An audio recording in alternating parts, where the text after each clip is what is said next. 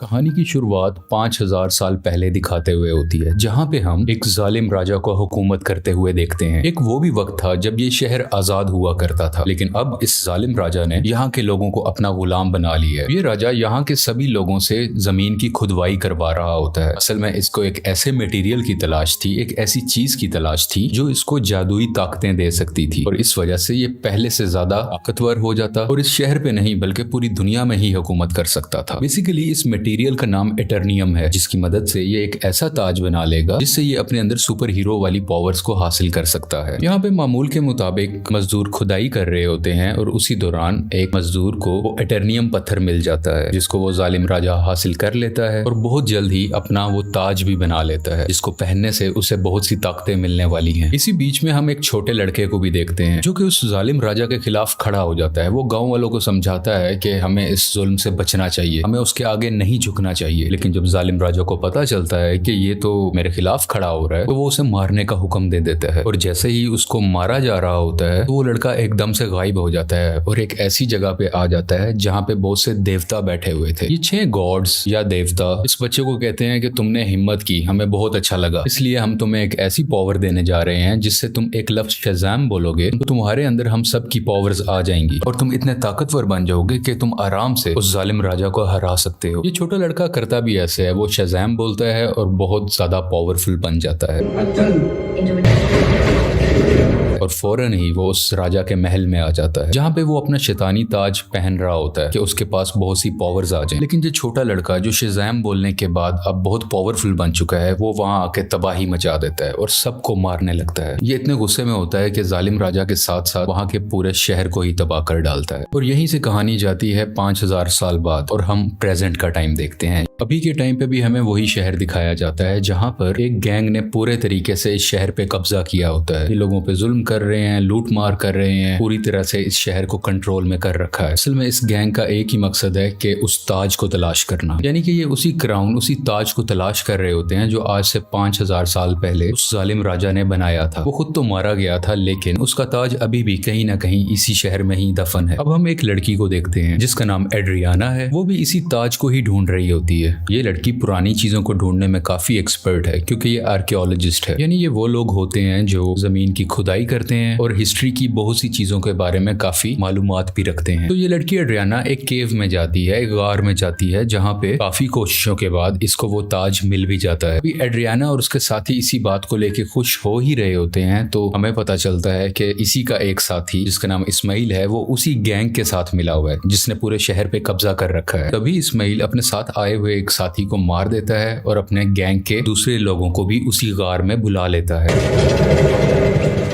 अब लोग इसकी तरफ गन पॉइंट करते हैं और उसे कहते हैं कि एड्रियाना, हमें तुम वो ताज दे दो। तभी ये लड़की नीचे देखती है और वहां पे कुछ वर्ड्स लिखे होते हैं। जब ये उसे पढ़ती है तो इसके मुंह से निकल जाता है शज़ाम। ये लफ्ज बोलते ही वहां पे ब्लैक एडम आ जाता है और वहां पे आए हुए सब गुंडों को मारने लगता है। इतना मारता है कि वहां पे कोई भी नहीं बच पाता। जबकि रही बात इस्माइल की, जो गुंडों के साथ मिला हुआ था, वो वहां पे मरने का नाटक करता है, इसलिए उसकी जान यहाँ पे बच जाती है। क्योंकि एड्रियाना ने ब्लैक एडम को जिंदा किया होता है, दोबारा से जगाया होता है, तो वो उसको कुछ भी नहीं कहता। अभी ब्लैक एडम वहीं पर होता है कि गैंग के कुछ और लोग आ जाते हैं और उस पर एक स्पेशल वेपन से अटैक करते हैं। ये वेपन उसी एटर्नियम मटेरियल से बना होता है जिसकी मदद से वो ताज भी बना था। और जैसे ही ये मिसाइल ब्लैक एडम को लगता है तो उसे वाकई दर्द महसूस होती है। ब्लैक एडम उस मारने वाले गुंडे की तो जान ले लेता है, लेकिन उस रॉकेट या उस छोटे से मिसाइल के लगने की वजह से खुद भी बेहोश हो जाता है। तो हमें यहाँ पे ये पता चलता है कि एटर्नियम ऐसा मटेरियल है जो ब्लैक एडम की कमजोरी है और इसी मटेरियल से ब्लैक एडम को मारा भी जा सकता है। तो ये देखते हुए एड्रियाना काफी परेशान हो जाती है और वो ब्लैक एडम को अपने घर ले जाती है। जैसे ही ब्लैक एडम को होश आता है तो वो यहाँ पे एड्रियाना के बेटे से मिलता है। ये बच्चा ब्लैक एडम को कहता है कि आप 5000 साल से उस गार के अंदर बंद थे, अब क्योंकि हमारा शहर गुलामी बसर कर रहा है, वो गैंग हमें जीने नहीं दे रहा, तो आप हमारे लिए एक मसीहा बन के आए हो, आप ही हमारे शहर को उस गैंग से बचाओगे। ब्लैक एडम को यहाँ पे कोई फर्क नहीं पड़ता। वो कहता है कि आज से 5000 साल पहले ये मेरा शहर हुआ करता था, अब यहाँ पे सब कुछ बदल चुका है, तो इस शहर को बचाने के लिए मैं रिस्पॉन्सिबल नहीं हूँ, मुझे इस शहर और यहाँ के लोगों से कोई मतलब नहीं है। और ये बात कहते ही वो घर से बाहर आ जाता है और शहर में फिरने लगता है और शहर को देखने लगता है। इसके बाद हम एक फीमेल लीडर को देखते हैं जिसका काम इस दुनिया में आने वाले सुपर हीरो और सुपर विलन्स को रोकना होता है। दुनिया में ऐसे हालात रखने होते हैं जिसकी वजह से आम लोगों को कोई मुश्किल ना आए और हमारी जमीन को भी कोई खतरा ना हो। वो यहाँ पे एक सुपर हीरो हॉकमैन से बात कर रही होती हैं। कहती हैं कि ब्लैक एडम अब वापस आ चुका है और उसे अगर रोका ना गया वो पहले की तरह इस बार भी बहुत ज्यादा तबाही मचा सकता है, और वो अगर पागल हो गया, वो गुस्से में आ गया, तो उसको रोकना लगभग नामुमकिन है। हॉकमैन इस चीज के लिए राजी हो जाते हैं और अपनी टीम इकट्ठी करते हैं जिसमें और भी बहुत से सुपर हीरोज शामिल होते हैं और सब मिलकर ब्लैक एडम को पकड़ने के लिए निकल जाते हैं। दूसरी तरफ उस गैंग के कुछ लोग एड्रियाना के घर पहुंच जाते हैं क्योंकि उन्हें पता था वो ताज अभी भी उसी के पास है, तो वो ताज लेने ही गए थे। और जैसे ही वो लोग एड्रियाना की फैमिली पे हमला करने वाले होते हैं तो ब्लैक एडम्स वहां पे उनको बचाता है और उस गैंग के लोगों को एक बार फिर से मार डालता है।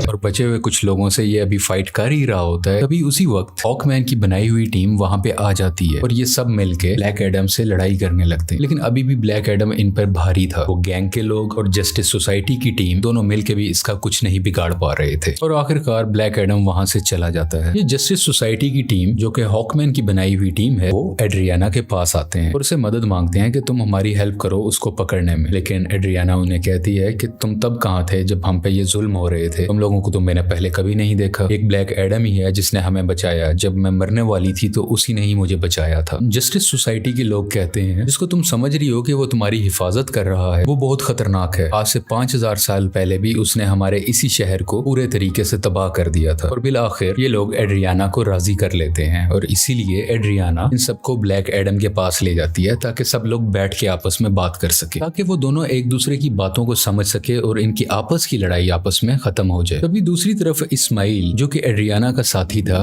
वो उसके घर में एंटर हो जाता है ताकि वो ताज वहां से ढूंढ सके और उसका इस्तेमाल अपने लिए कर सके। लेकिन जब उसे वो ताज नहीं मिलता तो वो गुस्से में एड्रियाना के बेटे को उठा के अपने साथ ही ले जाता है। यहाँ काफी चालाकी से इसका बेटा अपनी मदर यानी एड्रियाना को फोन कर देता है और सब कुछ बता देता है कि मुझे किडनैप कर लिया गया है, मुझे इस्माइल ने ही किडनैप किया है। ये सुन के ये काफी परेशान हो जाती है, इसलिए ये जस्टिस सोसाइटी और ब्लैक एडम से हेल्प मांगती है, मेरे बेटे को वापस लाने में मेरी मदद करो। और ये दोनों राजी भी हो जाते हैं और मिलकर उसके बेटे को ढूंढने लगते हैं। यहीं पर हॉकमैन उस गैंग के 2 आदमियों को पकड़ लेता है और मार के पूछने पे उसे पता चलता है कि इस्माइल कहाँ पे है।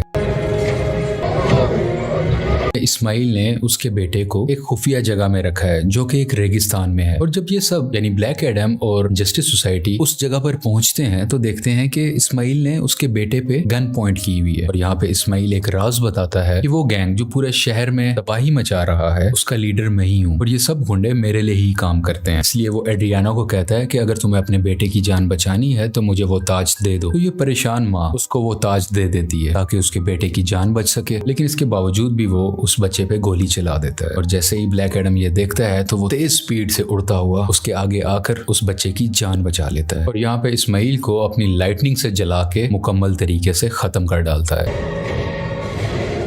यहाँ पे ब्लैक एडम भी हॉकमैन से मिलता है और उसको एक बहुत बड़ा राज बताता है कि आज से 5000 साल पहले वो लड़का जिसने उस जालिम राजा के खिलाफ आवाज उठाई थी वो मैं नहीं था बल्कि वो मेरा बेटा था। और जब जालिम राजा मेरे बेटे को मार रहा था तो वो उसी वक्त वहीं से गायब हो गया था। इस चीज को देखते हुए जालिम राजा को बहुत गुस्सा आया क्योंकि अब वो मेरे बेटे को तो ढूंढ नहीं पा रहा था, तो उसने मुझे मेरे घर वालों को पकड़ लिया और हमें बहुत मारा पीटा। हमें इतने बुरे तरीके से मारा गया कि शायद कोई जानवरों पे भी ऐसा सलूक नहीं करता। देखते ही देखते मेरी वाइफ वहीं पर मारी गई और मैं भी तकरीबन मरने ही वाला था, तभी मेरा बेटा मेरे पास वापस आ गया जिसके पास बहुत सी शक्तियां थी, बहुत सी पावर्स थी और उसने अपनी सारी पावर्स मुझे दे दी, यानी कि अब सारी पावर्स मेरे अंदर आ चुकी थी। अभी हम दोनों बात कर ही रहे थे तभी जालिम राजा के लोगों ने एक बार फिर से हम पे हमला कर दिया। वहां पे मैं तो बच गया क्योंकि मेरे पास बहुत सी पावर्स थी, लेकिन मेरा बेटा मेरी आंखों के सामने ही मारा गया। अपने बेटे को मरता हुआ देख के मैं आग बगूला हो गया, यानी मुझे बहुत गुस्सा आ गया और मैंने जालिम राजा और उसके लोगों को तो मार दिया, लेकिन वो पावर्स, वो शक्तियां मेरे काबू में नहीं रही, मैं उन्हें कंट्रोल ही नहीं कर सका और देखते ही देखते ये पूरा शहर मेरे ना चाहते हुए तबाह हो गया। मेरा ऐसा करने की वजह से उन देवताओं ने, जिन्होंने मेरे बेटे को शक्ति दी और वो शक्ति अब मेरे पास है, वो बहुत नाराज हो चुके थे कि मैंने अपनी पावर का मिसयूज किया है, मैंने अपनी पावर को कंट्रोल में नहीं रखा। इसीलिए उन्होंने मुझे उस केव में बंद कर रखा और मैं कई हजार साल तक उस केव, उस गार के अंदर बंद रहा। जब एड्रियाना ने आके नाम लिया तो मैं एक बार दोबारा से जिंदा हो गया। यहाँ पे ब्लैक एडम को अभी भी बहुत अफसोस होता है कि उसकी वजह से पहले भी बहुत ज्यादा तबाही मची और अब भी बहुत ज्यादा तबाही मची है, बहुत से लोग मारे गए। ये वो हॉकमैन को कहता है कि मैं सरेंडर करना चाहता हूँ, मैं अपनी पावर्स को खत्म करके तुम लोगों के हवाले करना चाहता हूँ ताकि मेरी वजह से किसी को कोई नुकसान ना पहुंचे। इसके बाद ब्लैक एडम शज़ैम का वर्ड बोलता है, जिससे वो वापस से अपनी एक नॉर्मल फॉर्म में आ जाता है, यानी वो एक नॉर्मल इंसान बन जाता है जिसके पास इस वक्त सुपर पावर्स नहीं है। और जब तक ये दोबारा शज़ैम नहीं बोलेगा तब तक ये वापस से ब्लैक एडम नहीं बन सकता। इसलिए ये इनसे रिक्वेस्ट भी करता है, तुम मेरे साथ कुछ ऐसा करो कि मैं दोबारा से ये वर्ड बोल ही ना सकूं। आखिरकार ब्लैक एडम को पानी के अंदर डाल दिया जाता है और उसके मुंह में एक ऐसी डिवाइस लगा दी जाती है जिस वजह से ये बोल ही ना पाए। ये एक छोटी सी जेल होती है जिसमें ब्लैक एडम को बंद कर दिया जाता है। दूसरी तरफ हमें इस्माइल को दिखाया जाता है जो कि मर चुका था और अब वो हेल के अंदर आ गया है। इस्माइल को एक बात शुरू से पता थी कि अगर वो उस ताज की ताकत को हासिल करना चाहता है तो उसका तरीका ये है कि उसको वो ताज अपने हाथ में पकड़ना होगा और उसी वक्त कोई ना कोई उसको मारे ताकि वो मर के हेल में आ जाए, यानी कि जहन्नुम में आ जाए और वो हेल के डीमन से यहाँ पे मिल सके जिनसे वो पावर हासिल कर सके। ये सारी बातें इस्माइल शुरू से ही जानता था, इसीलिए उसने ब्लैक एडम को उकसाया कि मैं जैसे ही एड्रियाना के बेटे को मारूंगा ब्लैक एडम आके उसे बचाएगा और मुझे मार डालेगा और उसी वक्त ताज भी उसके हाथ में ही था। ये सब बातें ये शुरू से जानता था और सब कुछ इसके प्लान के मुताबिक ही हो रहा था। यहाँ हेल के डीमंस इस्माइल से मिलते हैं और उसको अपनी पावर्स दे देते। पहले जैसा इंसान नहीं था, ये सबाक बन चुका होता है। ये इन पावर्स के साथ इस दुनिया में आ जाता है और हर तरफ तबाही मचाने लगता है। जैसे ही जस्टिस सोसाइटी को इसके बारे में पता चलता है तो वो इसके मुकाबले के लिए इसके सामने आते हैं। यहाँ पे काफी देर लड़ाई चलती रहती है, लेकिन सबाक क्योंकि बहुत ज्यादा पावरफुल था, ये सब मिल के भी उसको नहीं रोक पा रहे थे। इसी जस्टिस सोसाइटी के एक और टीम मेंबर जिनका नाम डॉक्टर फेट है, वो अपनी मल्टीपल फॉर्म्स में आते हैं, मुख्तलिफ पावर्स का इस्तेमाल करते हुए सबाक को मारने की कोशिश करते हैं, लेकिन फिर भी कामयाब नहीं होते और बहुत जल्द ये सब समझ जाते हैं कि सबाक को ब्लैक एडम के अलावा और कोई नहीं हरा सकता। इसलिए वो यहाँ पे टेलीपैथी के जरिए ब्लैक एडम से बात करने लगते हैं, को बताते हैं कि हमें तुम्हारी हेल्प की जरूरत है और ये लोग यहीं से उसकी काफी हेल्प भी करते हैं ताकि वो खुद को आजाद करवा सके। वहां से निकलते ही वहां के कुछ सोल्जर्स को मारता है, पानी से बाहर आता है और बाहर आते ही सीधा शज़ैम बोलता है, जिसकी वजह से उसको ब्लैक एडम्स की पावर मिल जाती है और बगैर वक्त ज़ाया किए सबाक के पास जाने लगता है। दूसरी तरफ जस्टिस सोसाइटी के लोग अभी भी सबाक से लड़ रहे होते हैं और इसी दौरान उनका एक साथी डॉक्टर फेट वहीं पर अपनी जान से हाथ धो बैठते हैं, यानी कि मारे जाते हैं। हॉकमैन भी काफी ज्यादा सबाक से लड़ रहे होते हैं, लेकिन इनकी कोशिशें कुछ ज्यादा कामयाब नहीं होती। लेकिन अच्छा तो तब होता है कि उसी वक्त वहां पे ब्लैक एडम भी आ जाता है और अब ब्लैक एडम और सबाक की काफी लड़ाई होती है। ये फाइट काफी टक्कर की थी, लेकिन वक्त के साथ ऐसा लग रहा था कि सिर्फ ब्लैक एडम ही है जो सबाक को हरा सकता है। और कुछ ही देर के बाद ब्लैक एडम सबाक के सर को पकड़ के उसके 2 हिस्से कर डालता है और उसको मुकम्मल तरीके से फाड़ कर आखिरकार सबाक की जान ले लेता है। इसी वजह से सबाक की मौत हो जाती है और सब कुछ सुकून में आ जाता है, सब कुछ ठीक होने लगता है। शहर के लोग ब्लैक एडम को अपना मसीहा मानने लगते हैं। वो सब इस बात को मान लेते हैं कि ब्लैक एडम ने हमें और हमारे शहर को बचाया है। इसके बाद हम उसी लेडी को देखते हैं जिसने जस्टिस सोसाइटी की टीम को बनाया होता है ताकि वो ब्लैक एडम को रोक सके। वो यहाँ पे ब्लैक एडम को कहती है कि ठीक है, तुम्हें जो करना है वो करो, लेकिन तुम अपने इस शहर से ना निकलना। तुम इस शहर के लोगों के मसीहा बनो, उनका ख्याल रखो, गार्डियन बनो, मुझे उसे परवाह नहीं है, लेकिन अपने इस शहर से तुमने नहीं निकलना, क्योंकि अगर तुम इस शहर से बाहर आए तो तुम्हारे लिए अच्छा नहीं होगा। यहाँ पे ब्लैक एडम बैठा उसको देखता है और कहता है कि मुझ पे कोई हुक्म नहीं चला सकता और उसका जब भी कुछ भी करने को दिल करेगा वो अपनी ही मर्जी करेगा। लेकिन तभी वो लेडी बोलती है, हाँ शायद तुम ठीक कह रहे हो, तुम्हें इस दुनिया में रहने वाला तो शायद कोई नहीं रोक सकता, लेकिन मैं किसी ऐसे को जानती हूँ जो हमारी दुनिया से नहीं है। और ब्लैक एडम को गुस्सा आता है और वो स्क्रीन को ही तोड़ देता है जिससे वो लेडी बात कर रही थी। स्क्रीन के टूटने से हर तरफ धुआं ही धुआं होने लगता है और तभी उस धुएं से बाहर आता है सुपरमैन और वो ब्लैक एडम को कहता है कि हमें शायद बैठ के बात करनी चाहिए। और यहाँ पे सुपरमैन के ये कहते ही इस मूवी की कहानी यहीं पे खत्म हो जाती है।